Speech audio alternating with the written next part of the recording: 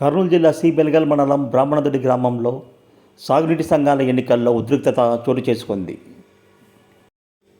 టీడీపీలోని ఇరు వర్గాల మధ్య వాగ్వాదం జరిగింది.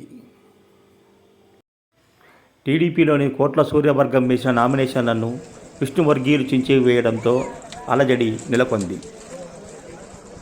దీంతో రంగంలోకి దిగిన పోలీసులు కోట్ల సూర్యవర్గం నాయకుడు జూలకల్లు సుధాకర్ రెడ్డిని అదుపులోకి తీసుకొని పోలీస్ స్టేషన్కు తరలించారు.